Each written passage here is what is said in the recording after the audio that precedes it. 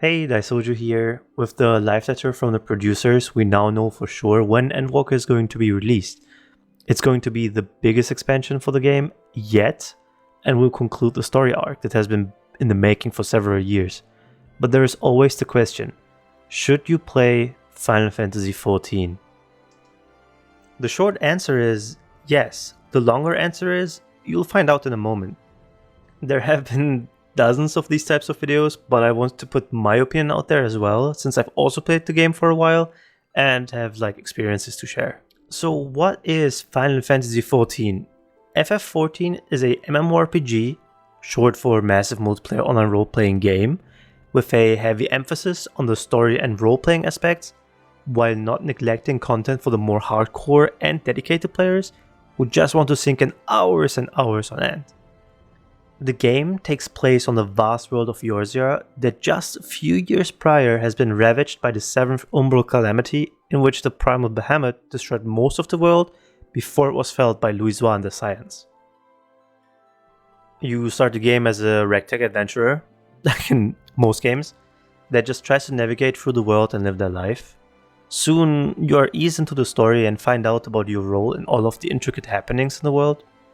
You meet a variety of characters that follow you along on your journey and grow while the story progresses. The more you play, the more epic the story turns out to be, and honestly, around every corner there are stories to discover. Square Enix does an amazing job at world building, and they don't forget what stories they built the game on. You will meet characters that you think are insignificant just to be proven wrong when they suddenly play a huge role that makes sense because of all the work the writers have put in beforehand. Of course, they're not perfect, but the smarts these guys have is insane. Trust me on this, but when I got to Shadowbringers, my opinions of characters had already changed multiple times, and the Shadowbringers story was so good that it filled my need to watch anime. So I just kept playing to see the story and progress, and suddenly I was like max level. It really pays out to play the game and see the story for yourself, but no matter how amazing a story is, without gameplay it all falls apart. So let's talk about gameplay. As slow as the combat starts out, it gains a lot of momentum with higher levels.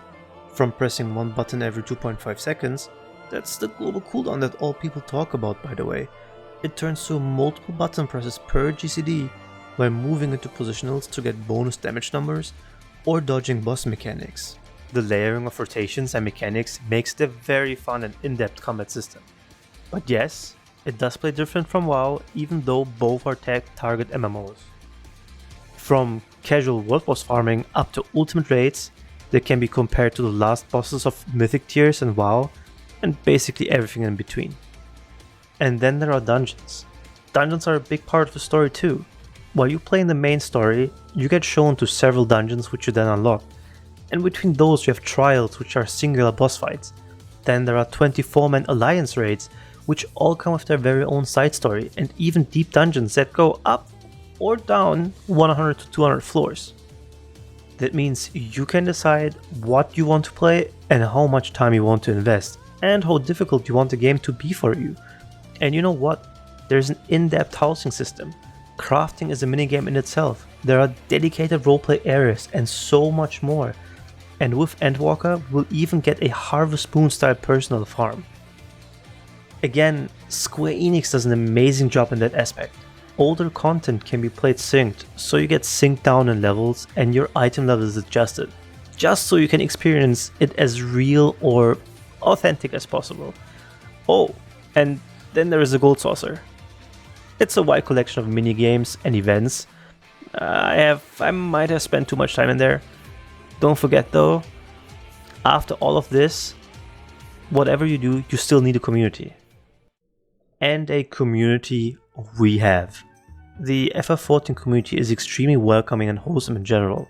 There are always black sheep hidden amongst the herd, but all in all the community is great. In this game, the community itself is still content as it used to be in vanilla WoW, for example. People use the housing system to make clubs and invite hundreds of people to have dance nights. There are in-game weddings, with all the fancy events you know, and bards playing fantastic music on the streets of the bigger cities.